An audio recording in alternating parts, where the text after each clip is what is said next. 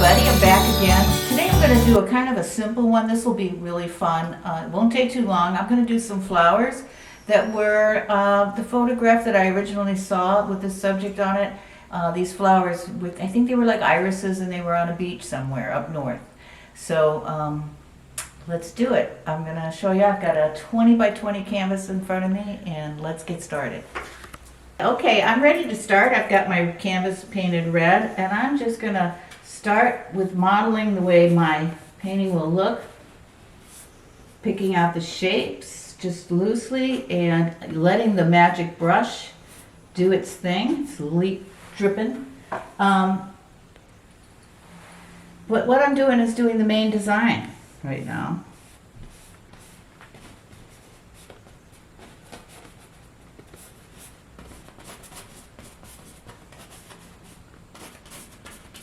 I always like to have flowers go off the canvas in one place or another.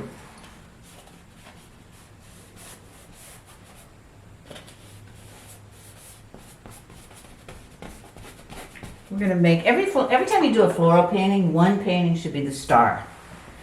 So this is going to be our star. It's going to have some big leaves coming down. Look, you know how those irises do, just sort of like that. And this is all the design stage.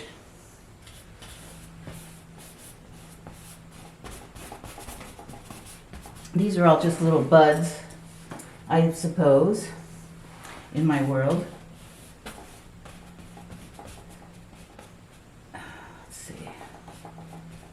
You know, sometimes, and I use the word scribble, and it's such a beautiful thing, because you can scribble and then you can find things, and you can make it look like you intentionally painted it that way all the time. I mean, all of a sudden a petal could show up, or a leaf, that you really weren't painting a petal or a leaf, but that's what you see. And so that's really so exciting when that happens. I need to get one up here somewhere, because design-wise I had a line like that. We can't have that.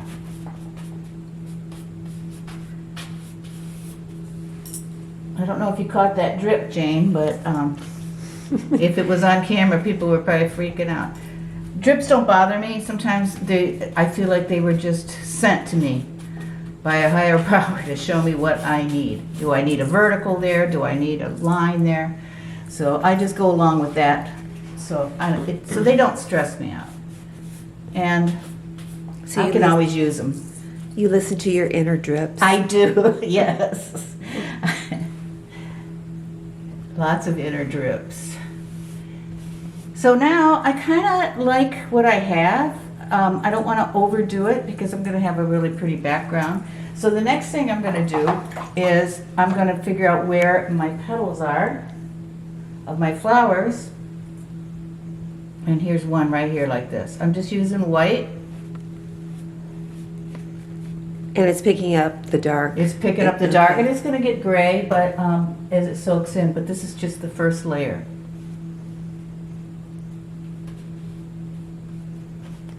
You know what? These are imaginary flowers, because I'm not trying to make it exact.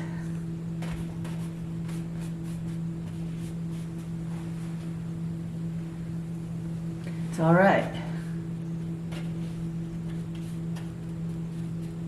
You know, if people are concerned that look at your painting and want to know exactly what they are, I don't know if that's the kind of person you want looking at your painting. I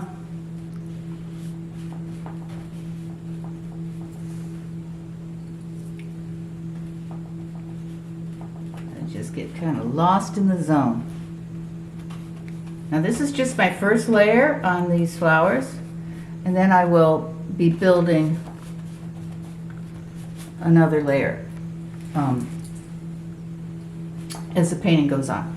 As it soaks in and as it dries. I'm going to turn some of that darkness, I'm going to pick up some cad yellow medium, and I'm going to pick up some of that darkness and add a little green to it. I don't have to be exact. I put a little white in that green too.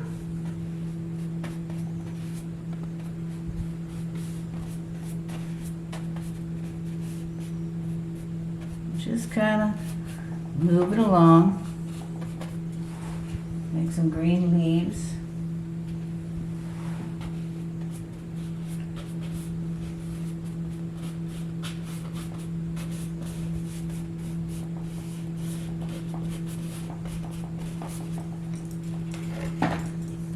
I gotta pick up the canvas because I want it to go all the way off the bottom. Whoa, my arm is sore. Okay, and then I'm gonna make, as usual, I'm gonna make, like I always like to have all my scenes kind of by the water. I'm gonna put some water in the background. I got light blue and a little phthalo. Let's see, I don't want my horizon line to be in the middle, so I'm gonna bring it down to about here. It's not the middle, right, Jane? Because you could tell from a distance. Correct. Okay. It is not smack dab in the middle. Okay, good. And my favorite thing to do is to paint around things.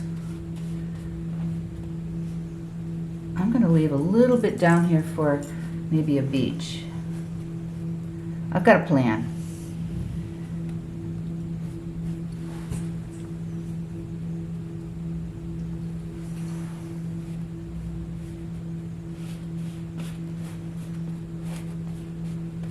Oop, I went too high.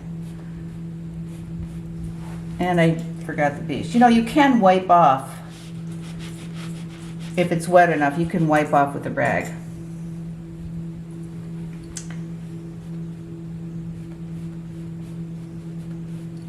You know, our light's not that great in here, Jane. Do you ever realize that? You know, where I paint in the studio, I have a light shining on my thing, but if we shine it on here, it gets too reflective and it doesn't. Yeah, you see all the wetness of the paint. Yeah, and it didn't work. We've trying. So that's kind of behind that first layer, and then I'm going to paint a sky back there, and then I'm going to let it dry. But I'll let you watch me do the sky. I think I'm going to pick up more of the light blue violet with white.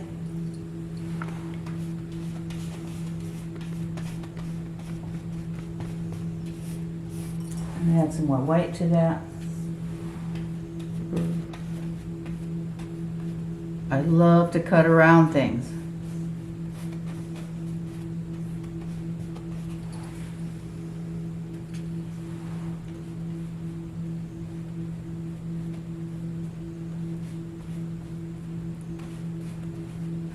You should see this up close. It doesn't look all that good. I always told my students, when they want to loosen up, I said, go stand up close to my painting. And would you accept that? And they go stand up and pretend that they're in the middle of painting that. And they go, no. They would want to polish it up more. But brighten the sky up a little bit.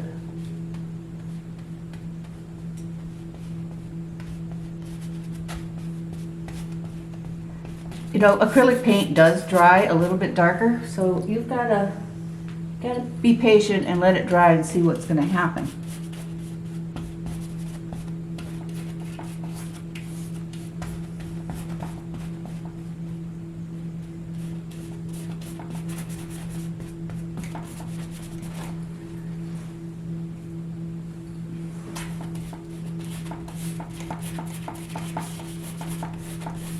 Almost done with the sky here.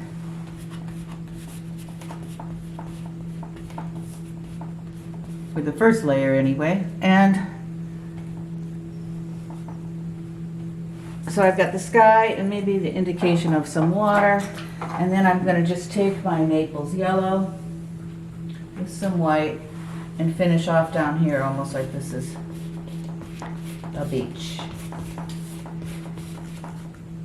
And then I'm going to let this paint dry outside in the sun. Oops, I picked up some blue. Outside in the sun. And then I'm going to finish it.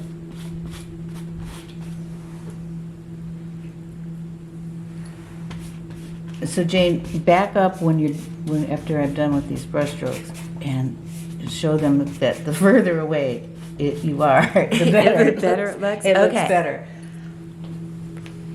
You can see that already. I will go back and define my stems and leaves and things like that, but this is the first cut and this is the first layer of my painting.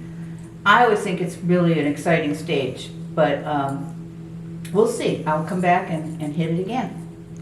We're back, and I put this out in the sun, and for about, I don't know, 10 minutes.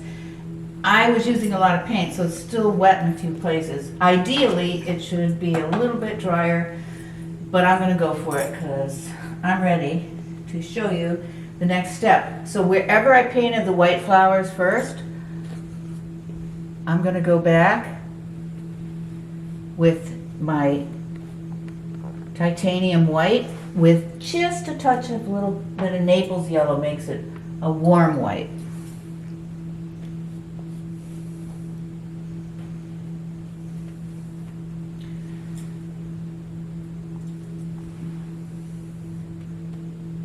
Trying to remember kind of what irises are like.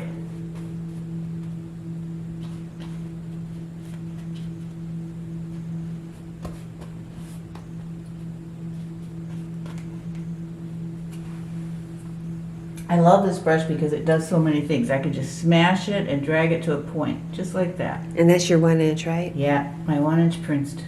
Your favorite. Yeah, it's all that information's on my website under shop. So, oop, getting some drips.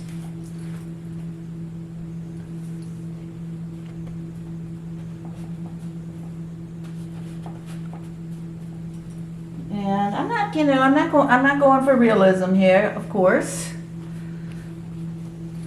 And I'm just kind of going what charges me.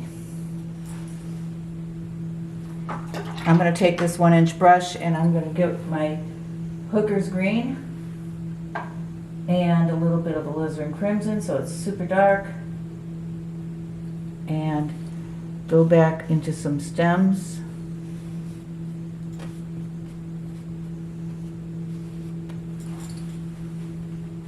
It's picking up lighter color. You know, with this one palette here that I've had open, I have probably done 4 paintings. So don't be afraid to put your paint out. You'll always use it.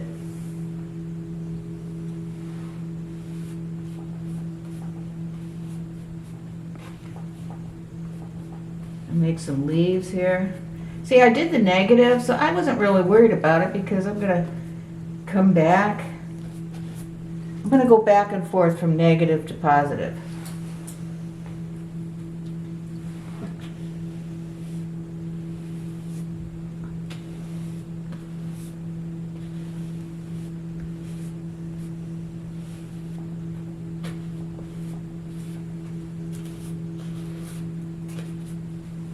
Sort of like that. And with the flowers, I'm going to add a shadow side. So I'm going to dip into some purple, some light blue violet, and some light blue. Maybe a little bit of Naples yellow. And I'll just kind of indicate that there are shadows on these flowers.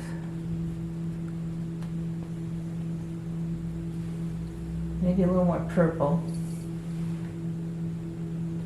Nice. Yeah. And that's brilliant purple you're Yeah, I'm using. just kind of kicking it up. Kicking it up with some brilliant purple.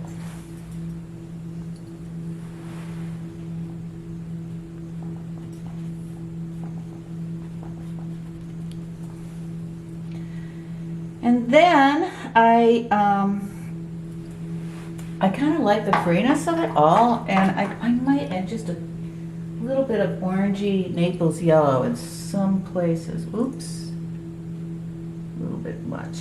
Just a touch in some places. I never claimed to be a great flower painter, but doesn't mean I don't every now and then Go for the flower. Let the brush stroke show me how a flower is made, because I don't know. I don't do a lot of copying, that's why I don't know. So, all right, I'm going to clean this brush. I'm going to go to my 1/2-inch brush and really kind of clean it up with that color of the background sky. I'm just going to kind of show you how I finish up. So I go back in, and this brush has a nice little point to it, so you can just get these little sky holes in here. And you can kind of clean up and put some little holes in there, so it even gives the flowers some more delicacy, more delicate. They're more delicate looking.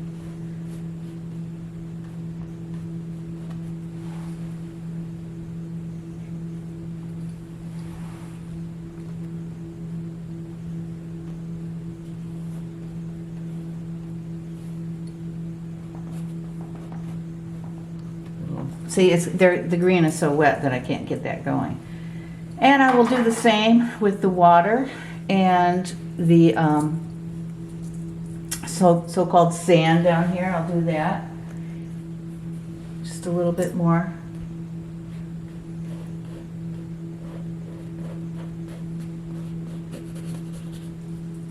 So on and so forth. But I think I'm almost done.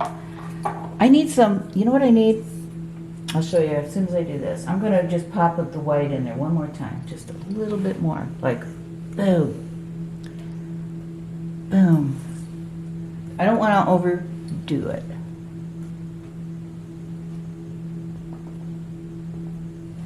As I overdo it. And then, you know, all that little bit of red popping through really helps it, because this is all cool. Except for the little bit of Naples in the paintings. But I'm going to add a little bit of cad red light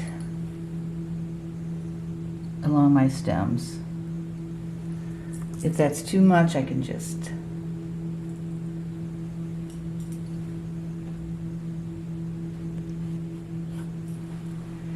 and I think that's about it.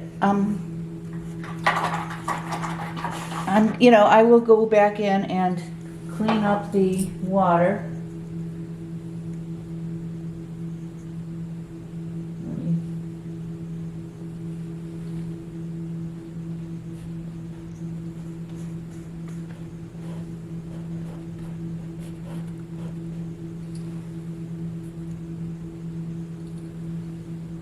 Just a little bit more negative painting in here. Follow me, Jane. I picked up some red. So that's about it. It's blading. I'm going to let this dry before I can go in and totally negative paint carefully. But you can see that how important it is to let your paint dry in between, you know, your work time. That's going to take the longest. Your painting time shouldn't take as long as the drying time, but it's so important because that's the advantage of acrylic.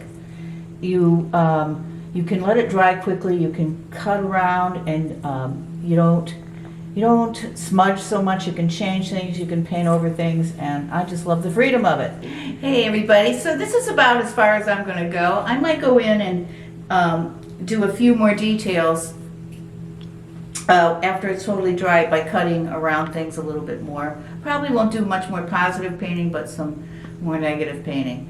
And that's it. It's just nice and simple, and it's fun, and you can do this, and you know, pick any color scheme you want, and just have a good time. Don't worry about copying a photo so much. You know, feel it, and you'll be surprised. Let the paint show you what it wants to do. So anyway, you can buy a full lesson on my website, thejaneslivkagallery.com, and go to the shop page, and there you can buy a class for an hour-long class for $25. So anyway, see ya in the next video, and happy painting, everybody.